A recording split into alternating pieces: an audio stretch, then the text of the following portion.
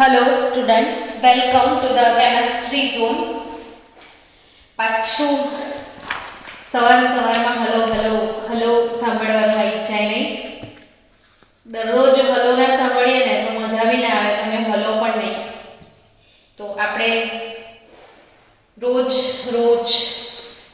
Hello સાંભળીને હલવા માંડીએ ને તૈયારી કરવા માંડીએ તો ઓબ્વિયસલી માર્ક્સ તો આવે જ. આજે શું શીખવાના છીએ? તો આજનો ટોપિક છે હેલો એરિન ની ઇલેક્ટ્રોન અનુરાગી વિસ્થાપન પ્રક્રિયાઓ. મને યાદ છે કે ધોરણ 11 માં આપણે બધા જ છોકરાઓને ક્લાસમાં કમ્પલસરી એક બાળકને બેસાડીને આ એક પરિવર્તન 5-5, 6-6 વાર લખાવડાવ્યું હતું. યાદ આવી રહ્યું છે તમને? બેન્ઝીનનું ક્લોરિનેશન, બેન્ઝીનનું બ્રોમિનેશન, બેન્ઝીનનું સલ્ફોનેશન, બેન્ઝીનનું ફ્રીડલ ક્રાફ્ટ આલ્કાઇલેશન, એસાઇલેશન. આ મેં 5-5 વખત લખાવડાવ્યું હતું. ના આવડે ત્યાં સુધી બધાને કમ્પલસરી લખાવડાવ્યું હતું. કારણ કે જોજો હવે ઓર્ગેનિકના દરેક ચેપ્ટરમાં આપણે એ આવવાનું જ છે. આપણો બેઝિક ટોપિક કયો હતો? તો કે આપણે ભણી રહ્યા હતા હેલો એરિનની રાસાયણિક પ્રક્રિયાઓ.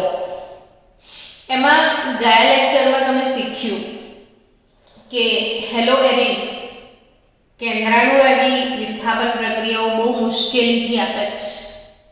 અને કેમ મુશ્કેલીથી આપે છે એના કારણો પણ શીખ્યા હતા. 3 અગત્યના કારણો ભણ્યા હતા એમાં કે સંકરણમાં તફાવત, આંશિક દ્વિબંધ લક્ષણ, સ્પંદન અસર અને ત્રીજું ભણ્યા હતા અસ્થાયી ફિનાઇલ કેટાયન. આજે બીજું ઇલેક્ટ્રોન અનુરાગી વિસ્થાપન પ્રક્રિયા શીખવા જઈ રહ્યા છીએ. ઇલેક્ટ્રોન અનુરાગી જનરલી જે આયનો હોય એ કાં તો ધન આયન હોય કાં તો ઋણ આયન હોય. જે ધન આયન હોય જેમ કે Cl+, Br+, methyl plus, ethyl plus, in short alkyl plus, SO3H+. તો આવા બધા જે ધનાયનો છે એ બધા ઇલેક્ટ્રોન અનુરાગી આયનો કહેવાય. ઇલેક્ટ્રોન અનુરાગ એટલે શું? તો કે જેને ઇલેક્ટ્રોન માટે આકર્ષણ હોય. ઇલેક્ટ્રોન માટે આકર્ષણ કોને હોય? તો કે ઇલેક્ટ્રોન પર ઋણ વીજભાર છે. ઋણ વીજભાર માટે આકર્ષણ ધન વીજભારને જ હોય. એટલે દુનિયાભરના જે ધનાયનો છે ને એ બધા ઇલેક્ટ્રોન અનુરાગી કહેવાય. જ્યારે ઋણ આયનો જે છે એ ઋણ આયનોને કોના માટે આકર્ષણ હોય? તો કે એનું બી લિસ્ટ તમે ભણી ગયા. OH-, Cn-, આલ્કોક્સી, એમિડો, આ બધા ઋણ આયન હતા. ને આ ઋણ આયનને ધન માટે આકર્ષણ હોય. ને ધન એટલે પ્રોટોન, ને પ્રોટોન ક્યાં? તો કેન્દ્રમાં. એટલે એ કેન્દ્રાનુરાગી આયનો કહેવાય. હવે બાળકો વિસ્થાપન એટલે શું? તો કે વિસ્થાપન એટલે કોઈ આવે ને કોઈ જાય. ધન આયન આવે ને ધન આયન જાય તો ઇલેક્ટ્રોન અનુરાગી વિસ્થાપન. ને ઋણ આયન આવે ને ઋણ આયન જાય તો કેન્દ્રાનુરાગી વિસ્થાપન. આપણે આ ચેપ્ટરમાં કેન્દ્રાનુરાગી વિસ્થાપન ભણ્યા હતા, SN1 અને SN2.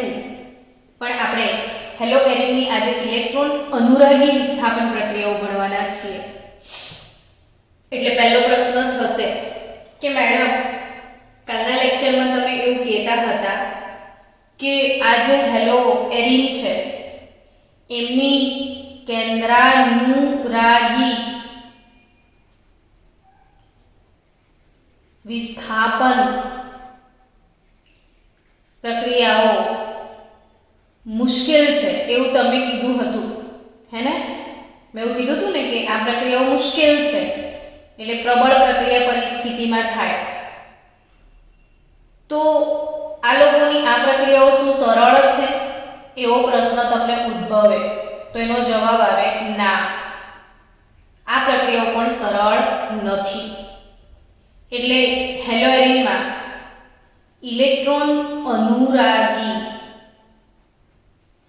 વિસ્થાપન પ્રક્રિયાઓ પણ મુશ્કેલ જ છે. અરે બાપરે, આને બધું મુશ્કેલ છે અને આ પ્રક્રિયાઓમાં બી ઇન્ટરેસ્ટ નથી, તો એના કારણો શું હશે એની આપણે ડિટેલમાં ચર્ચા કરીએ. હવે હેલોએરિન જે છે એની ઇલેક્ટ્રોન અનુરાગી પ્રક્રિયાઓ એ મુશ્કેલ છે, એના કારણો સમજીએ. ચલો, એના કારણોમાં સૌથી પહેલું કારણ કે આપણે ક્લોરોબેન્ઝીન એનું ઉદાહરણ લઈને સમજીએ. બહુ જ ધ્યાન આપજો. જો આ ક્લોરોબેન્ઝીન છે, હેને? શું છે? ક્લોરોબેન્ઝીન છે. ક્લોરોબેન્ઝીન આમ જોવા જઈએ તો ઓર્થો પેરા નિર્દેશક સમૂહ બનશે. બહુ ધ્યાનથી સાંભળજો, એક એક વસ્તુ ઝીણવટપૂર્વક સાંભળજો તો તમને બહુ જ મજા આવશે આ ચેપ્ટરમાં. અહીંયા ક્લોરીન પર 1, 2 ને 3 ઇલેક્ટ્રોન યુગ્મ છે. તો એ શું કરે? તો કે આ ઇલેક્ટ્રોન યુગ્મનું દાન કરી દે. ઓહો, સારું, દાન થઈ ગયું તો ત્યાં દ્વિબંધ બની જશે. કેમ બન્યું સમજ્યા કે નહીં? તો હા, આણે પોતાના ઇલેક્ટ્રોન યુગ્મનું અહીંયા દાન કર્યું છે એટલે એક બંધ બન્યો. તો હવે ક્લોરીન જોડે શું રહ્યું? તો કે એકનું દાન થઈ ગયું એટલે 2 રહ્યા. દાન થયું એટલે પ્લસ વીજભાર આવ્યો. તો પછી આ ઇલેક્ટ્રોન યુગ્મ ક્યાં જાય એવો પ્રશ્ન આવે. તો આ ઇલેક્ટ્રોન યુગ્મ હવે અહીં તો ના જઈ શકે ને, અહીં દાન આવ્યું છે તો અહીં ના આવે એટલે એની વિરુદ્ધ સાઈડ જશે, આ બાજુ ખુલ્લા થઈ જશે. આને ઓર્થો સ્થાન કહેવાય. સમજો વાતને કે ક્લોરીન અહીંથી ઇલેક્ટ્રોન યુગ્મનું દાન કરે છે. આ 2 ઇલેક્ટ્રોનનું અહીંયા દાન થયું તો દ્વિબંધ બન્યો ને, સમજ્યા?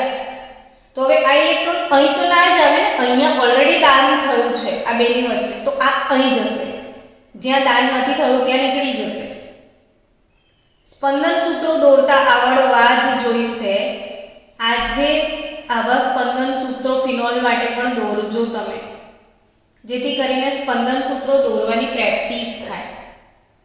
જો ક્લોરીનને મેં અહીંયા મૂકી દીધો, હજી દાન એણે આપેલું જ છે, એના પર પ્લસ વીજભાર છે, અહીંયા દાન થયેલું છે, બટ બાય ચાન્સ હવે શું થશે કે આ જે ઇલેક્ટ્રોન યુગ્મ ફ્રી પડ્યું એ અહીં દાન કરી દેશે. એટલે સમજો કે અહીંયા દાન થયું. આ ઇલેક્ટ્રોન યુગ્મનું અહીં આગળ દાન થાય છે એટલે દ્વિબંધ બન્યો. તો ઓબ્વિયસલી આ 2 ઇલેક્ટ્રોન ફ્રી થઈને બાજુવાળા કાર્બન પર આવી જશે. એટલે ઇલેક્ટ્રોન યુગ્મ હવે આ ઓર્થો સ્થાન પર છે, અહીંયા પેરા સ્થાન પર આવ્યું. તો અહીંયા દાન થયું. હવે શું થશે? આ તો જેમ છે એમ જ છે. આ ઇલેક્ટ્રોન યુગ્મ હવે ફરીથી અહીં આગળ દાન કરી લેશે.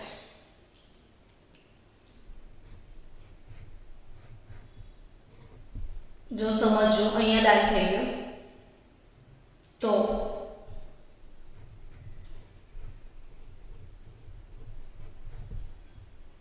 હવે ત્યાં જે દાન થયું તો અહીંના ઇલેક્ટ્રોન યુગ્મ ક્યાં જાય? તો એ આ રીતે ઓર્થો સ્થાન પર ફરીથી બહાર આવી જશે. સમજો, સ્વીકારજો. જો સમજ્યા કે નહીં? એટલે હવે ફરીથી ઇલેક્ટ્રોન યુગ્મનું અહીં આગળ દાન થઈ જશે તો 1 2 3 4 5 6 જેમ હતા તેમ થઈ ગયા, પણ આ આખું ચક્ર આમ ફરી ગયું. જો આમ ક્લોરોબેન્ઝીનમાં સ્પંદન સૂત્રો મળ્યા. હવે બહુ જ અગત્યની વાતો છે જે ધ્યાનથી સાંભળવાની છે કે ઇલેક્ટ્રોન અનુરાગી એટલે કેવો આયન? તો કે ધન આયન. અમે ઉપર લખ્યા છે એમાંનો કોઈ પણ ક્લોરિનેશન, બ્રોમિનેશન, મિથાઇલેશન, ઇથાઇલેશન, સલ્ફોનેશન, નાઇટ્રેશન, આ બધા આવાવાળા ધન આયનો. તો ધન આયન પર ધન વીજભાર હોય એટલે એને જ્યાં ઋણ દેખાય ત્યાં બહુ જ ફાસ્ટ બેસી જશે. આપણે ઇલેક્ટ્રોન અનુરાગી આયનો અહીંયા આવીને ઊભા રહે કે હું ક્યાં જોડાઉં, તો એને વિચાર આવે કે ઓ વાવ, ઓર્થો સ્થાન પર અને પેરા સ્થાન પર મારા માટે રાહ જોવાઈ રહી છે. જો લાડવા બહાર દેખાઈ જ રહ્યા છે. એટલે ઇલેક્ટ્રોન અનુરાગી ધન આયન એ ઓર્થો અને પેરા સ્થાન પર આક્રમણ કરશે. ઓર્થો અને પેરા સ્થાન પર આક્રમણ કરશે. સમજ્યા? કઈ સ્થાન પર આક્રમણ કરશે? ઓર્થો અને પેરા સ્થાન પર. આ અસરને સ્પંદન અસર કહેવાય. સ્પંદન અસર plus R, resonating effect. Resonating effect, R effect. બાળકો સમજો. હવે તમે એમ કહેશો તો મેડમ પછી તમે ગપ્પા મારતા હતા કે એમના જુઠ્ઠું બોલતા હતા કે આ લોકોની ઇલેક્ટ્રોન અનુરાગી વિસ્થાપન પ્રક્રિયાઓ મુશ્કેલ છે એવી બૂમો પાડતા હતા. આ તો સરળ કહેવાય. હેલોજન અહીંયા ઇલેક્ટ્રોન યુગ્મનું દાન કરે છે, સ્પંદન થાય છે, ઓર્થો અને પેરા સ્થાન પર લાડવા છે, ઘી ગોળના બહુ મજેદાર લાડવા છે જે લપકીને ધન આયન ફટફટ ખાઈ લેશે એટલે ધમાધમ પ્રક્રિયાઓ થાય જ. અને તમે મુશ્કેલ છે એમ ઉમાડા પાડતા રહો. તો બાળકો દેખાય છે કે થશે જ, પણ રાહ જુઓ. હજી એક પરિબળ અહીંયા નડે છે. આ સરળતાની અંદર એક વિલનની એન્ટ્રી થાય છે. એ વિલન એટલે શું? તો કે આ ક્લોરીન અને આ CX બંધનો સ્વભાવ તમે જાણો છો કે આ સહસંયોજક બંધ એના ઇલેક્ટ્રોનને હેલોજન ખેંચી જાય. આ બંધના ઇલેક્ટ્રોનને હેલોજન પોતાની તરફ ખેંચે. કેમ? તો કે ગામમાં ખબર છે કે 17મા સમૂહના જે સભ્યો છે ને હેલોજન, એ લોકો 17મા સમૂહના જે સભ્યો છે હેલોજન લોકો બહુ જ વિદ્યુતઋણીય છે. એટલે અહીં વિલનની જે એન્ટ્રી થાય છે, વિલન એન્ટ્રી, એ વિલન એન્ટ્રી એટલે માઈનસ આઈ અસર ને પ્લસ આઈ ને માઈનસ આઈ અસર ભૂલી ગયા હોય તો ધોરણ 11 નું આ ચેપ્ટર પાછું રિવાઇઝ કરજો. માઈનસ આઈ અસર એટલે પ્રેરક અસર, ઋણ પ્રેરક અસર તમે ભણ્યા હતા તે છે આ. માઈનસ આઈ અસર એટલે શું? તો કે આ ક્લોરીન એની વિદ્યુત ઋણતા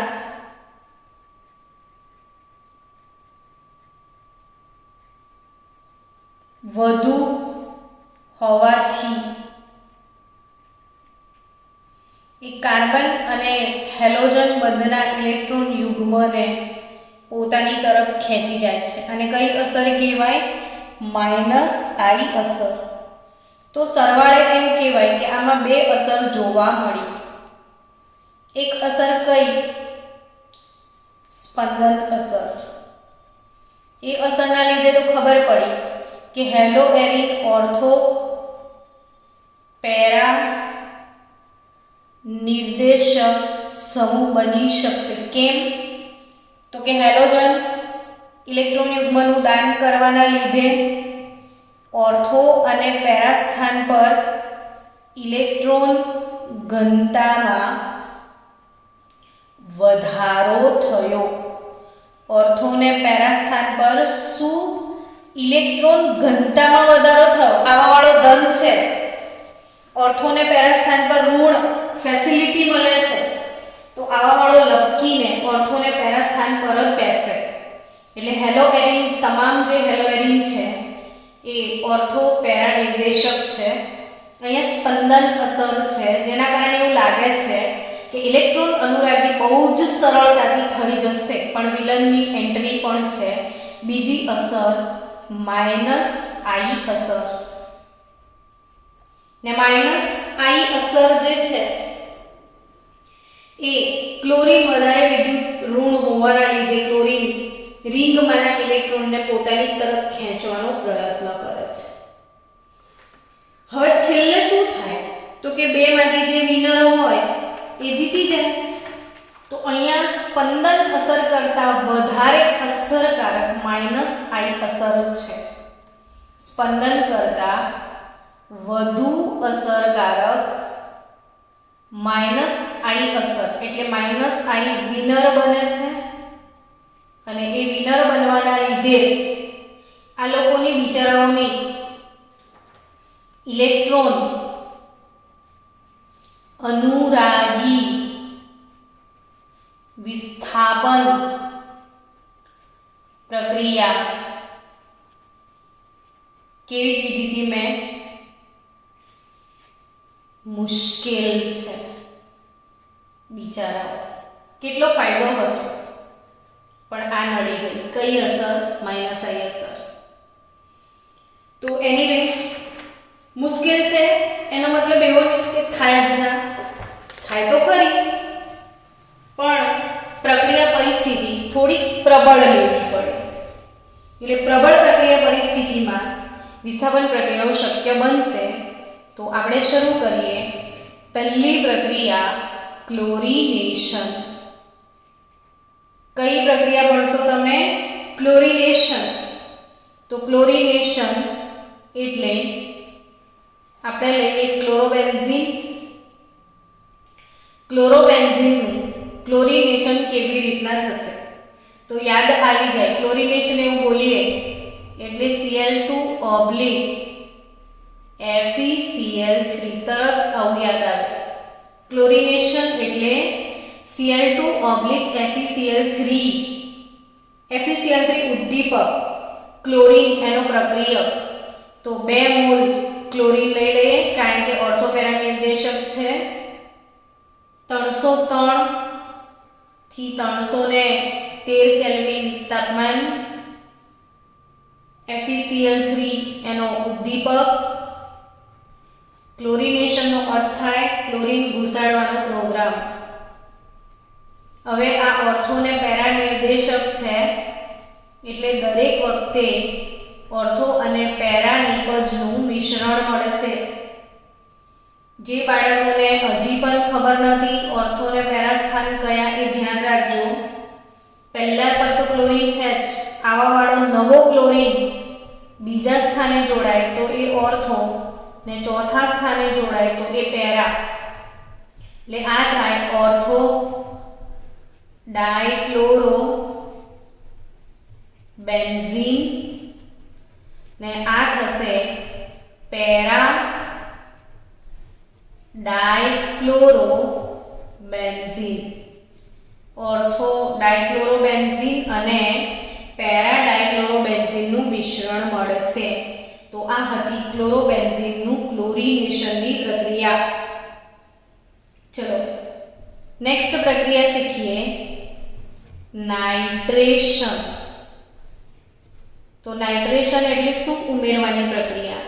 પહેલા એ ખબર હોવી જોઈએ, ક્લોરિનેશન તરત ક્લિક થાય, ક્લોરીન ઉમેરવાનું છે. નાઇટ્રેશન તો ક્લિક થવું જોઈએ. શું ઉમેરીશું? તો NO2+ ઉમેરવાની પ્રક્રિયાને નાઇટ્રેશન કહેવાય.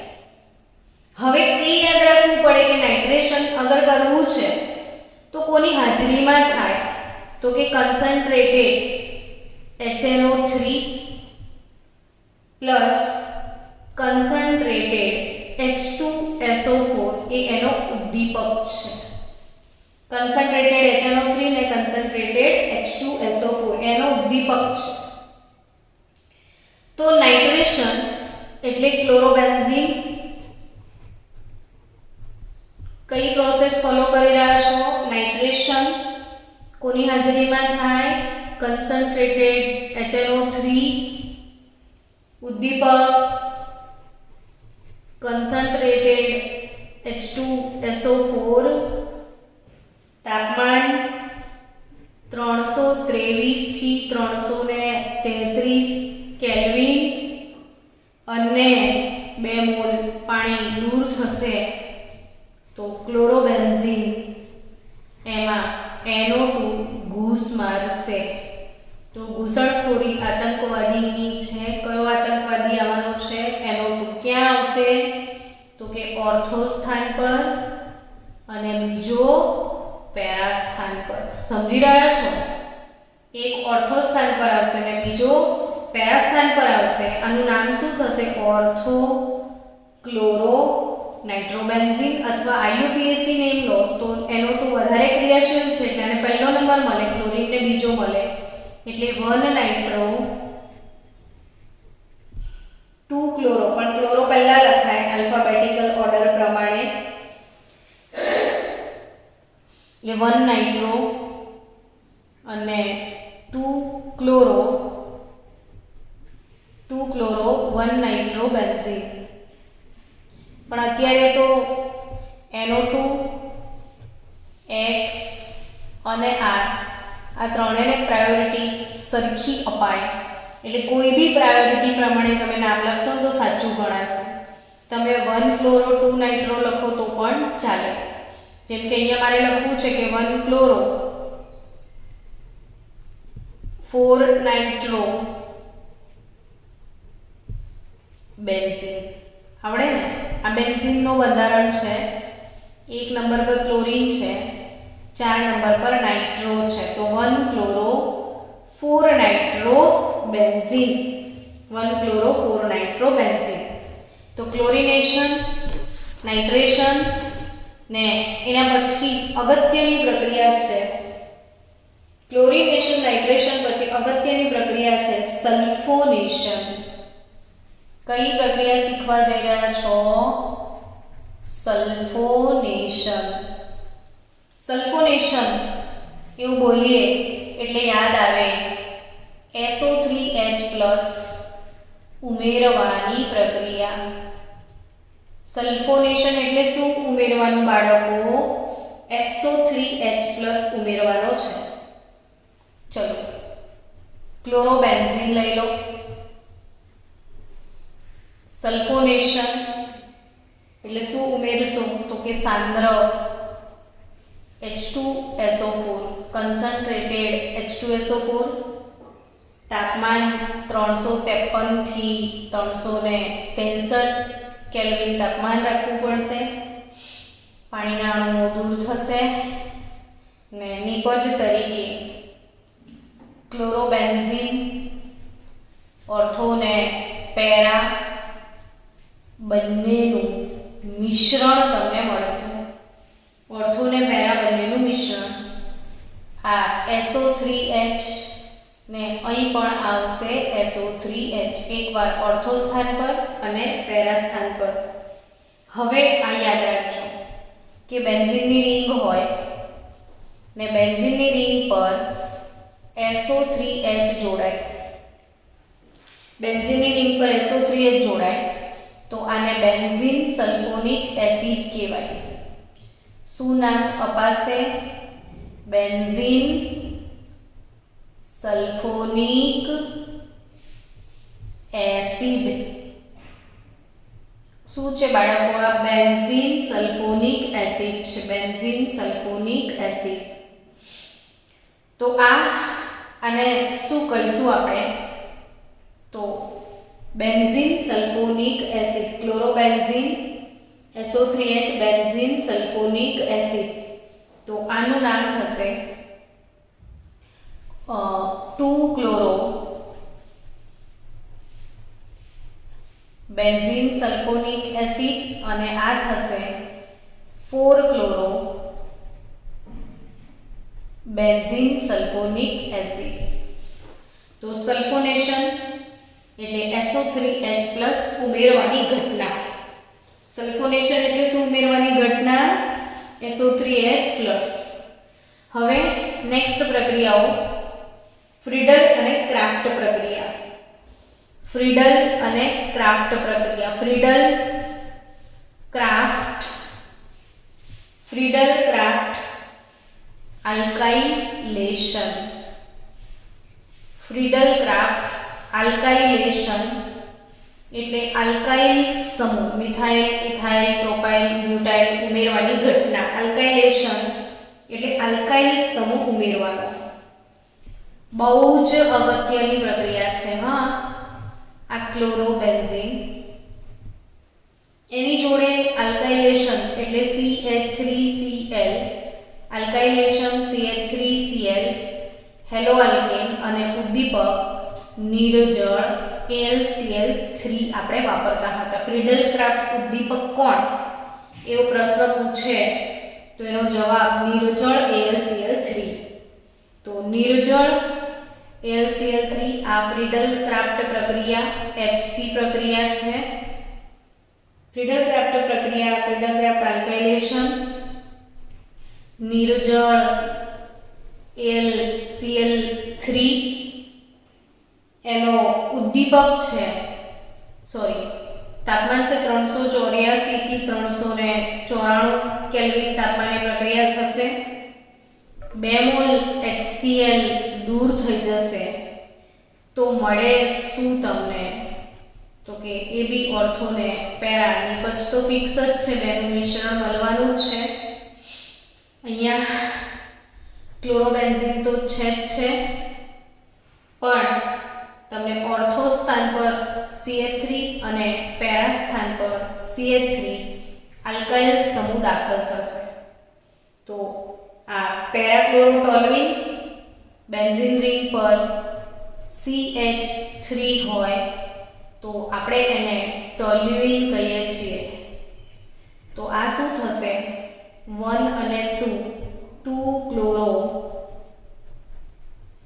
ટોલ્યુઇન અથવા ઓર્થોક્લોરો ટોલ્યુઇન અને આ છે 4 ક્લોરો ટોલ્યુઇન એટલે કે પેરાક્લોરોટોલ્યુઇન. શું નિપજ બનશે? પેરાક્લોરોટોલ્યુઇન. અને હવે આપણે ઇલેક્ટ્રોન અનુરાગી વિસ્થાપનમાં છેલ્લી પ્રક્રિયા ફ્રીડલ ક્રાફ્ટ એસાઇલેશન. ફ્રીડલ ક્રાફ્ટ એસાઇલેશન અને એસાઇલેશન એટલે એસાઇલ સમૂહ ઉમેરવાની પ્રક્રિયા. તો આપણે એસાઇલ સમૂહ કોને કહીએ? COCH3+ ને. એસાઇલ સમૂહ કોને કહીએ છીએ? COCH3+ ને. તો COCH3+ એસાઇલેશન. તો એસાઇલેશન ક્લોરોબેન્ઝીન સાથે ક્લોરોબેન્ઝીન CH3CO ટ્વાઇસ O પણ વાપરી શકાય અથવા CH3CO Cl પણ વાપરી શકાય. એનહાઇડ્રાઇડ પણ વપરાશે અથવા એસાઇલ હેલાઇડ પણ વપરાય. જો CH3CO Cl વાપરો તો બેન્ઝીન રિંગ પર એ જ આ ક્લોરોબેન્ઝીન તો 2 વખત લખી જ દેવાનું છે તમારે. બહુ સહેલી પ્રક્રિયાઓ છે, ધ્યાન આપીને લખશો તો કશું છે નહીં. આપણે 11મા ધોરણમાં ભણીને સમજી કરીને આવેલા છીએ. ઓર્થો સ્થાન પર COCH3 ને પેરા સ્થાન પર COCH3 ને COCH3 એટલે એસાઇલ સમૂહ કહેવાય. એસાઇલ સમૂહ. તો આ એસાઇલ સમૂહ ઉમેરવાની ઘટનાને એસાઇલેશન કહેવાય. તો આ જે પ્રક્રિયા મળી એનું IUPAC નામ એમ તો બેન્ઝીન રિંગ પર COCH3 હોય, બેન્ઝીન રિંગ પર COCH3 હોય તો એને કહેવાય એસિટોફિનોલ. શું કહેવાય એને? એસિટોફિનોલ કહેવાય. એટલે આ થશે 4 ક્લોરો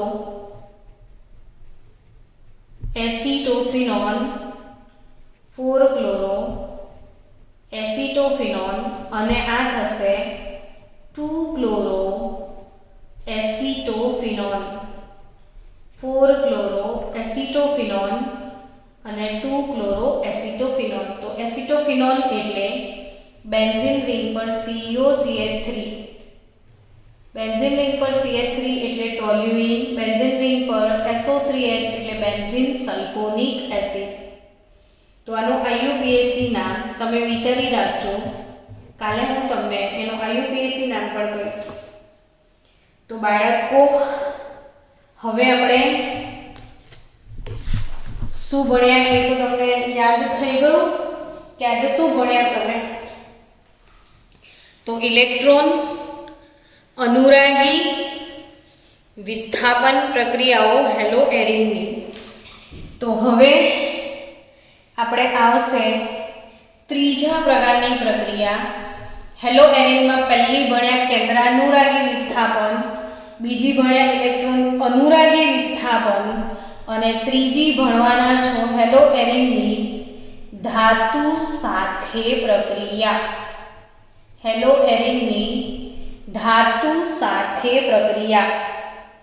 તો ધાતુ સાથે પ્રક્રિયામાં ખાસ યાદ રાખવાનું છે, પહેલું છે વુડ્સ પ્રક્રિયા, વુડ્સ ફિટિંગ, વુડ્સ ફિટિંગ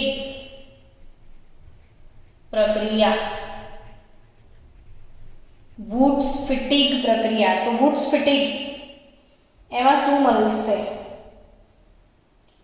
તો કે વુડ્સ ફિટિંગ એટલે ક્લોરોબેન્ઝીન, હેલો એરિન તો લેવાનું જ છે આપણે, plus CH3Cl woods fitting, sodium metal use કરવાનું છે. વુડ્સ ફિટિંગ પ્રક્રિયા સોડિયમ ધાતુ અને સૂકો ઈથર, સોડિયમ ધાતુ ને સૂકો ઈથર એટલે વુડ્સ ફિટિંગ પ્રક્રિયા થાય. થવાનું શું છે?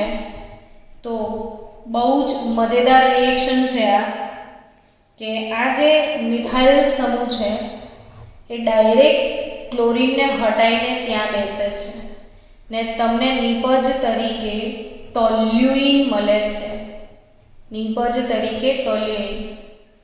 આ પ્રક્રિયા જો તમને બહુ જ મજાની એક વાત સમજાવો કે હમણાં જ આપણે એક પ્રક્રિયા ભણ્યા ફ્રીડલ-ક્રાફ્ટ આલ્કાઇલેશન કમ્પેરિઝન. જુઓ તમે લોકો હમણાં જ એક વસ્તુ ભણ્યા ફ્રીડલ-ક્રાફ્ટ આલ્કાઇલેશન, બરાબર? જો સરખું સરખું દેખાય છે, ક્લોરોબેન્ઝીન ક્લોરોબેન્ઝીન, CH3Cl CH3Cl, પણ ફ્રીડલ-ક્રાફ્ટ હોય તો આ જે આવાવાળો મિથાઇલ કાં તો ઓર્થો કાં તો પેરા સ્થાનમાં જાય છે. જુઓ આ એ સેમ વસ્તુ છે બાળકો, સેમ વસ્તુ છે, સેમ, પણ આ ફ્રીડલ-ક્રાફ્ટ છે, આ વુડ્સ ફિટિંગ છે, આટલો જ ફરક છે.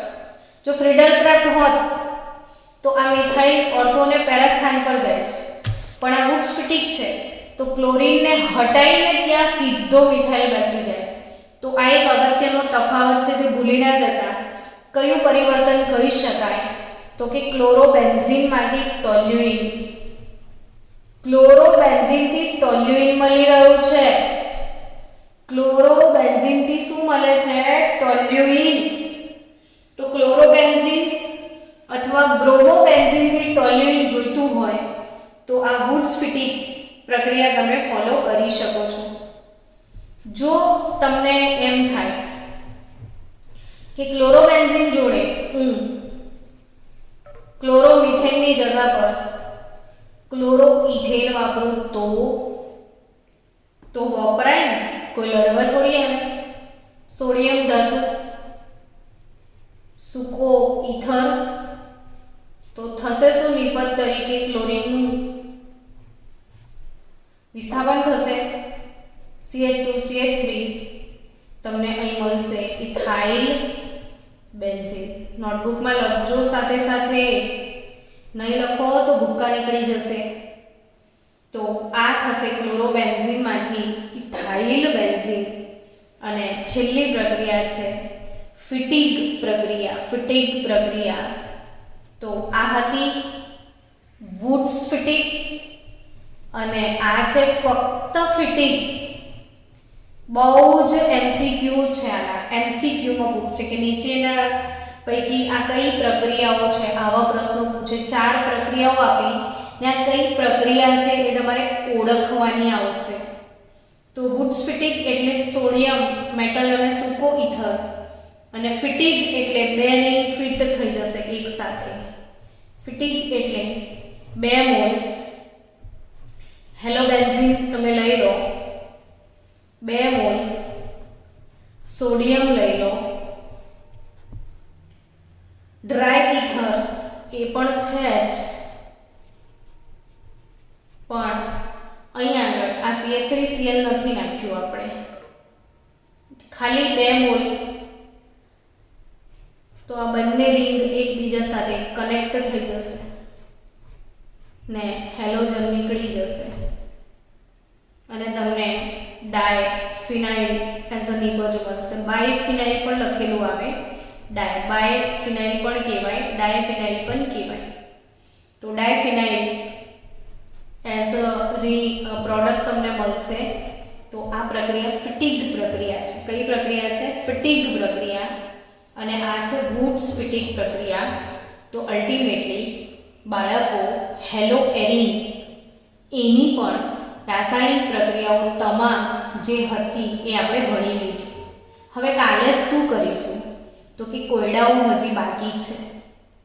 ચોપડીની અંદર કોયડાઓના જે લખાણ છે, જે કોયડાઓ પૂછ્યા છે એ સોલ્વ કાલે કરીશું. પણ એ તમે સોલ્વ કરીને આવો કાલે ને ડાઉટ મોકલો તો કાલે સોલ્વ કરવાની વધારે મજા આવે. એટલે તમારું આજનું હોમવર્ક ટેક્સ્ટબુકના અંદર જેટલા પણ કોયડા છે એ બધા જ કોયડા તમારે સોલ્વ કરવાના છે. ને મેં તમને ઓલરેડી બધા જ પરિવર્તનો લખીને મોકલી દીધા છે ગ્રુપમાં. તો તમે એક ચોપડો બનાવી દેજો, બધા પરિવર્તનો લખીને મને પાછા મોકલજો.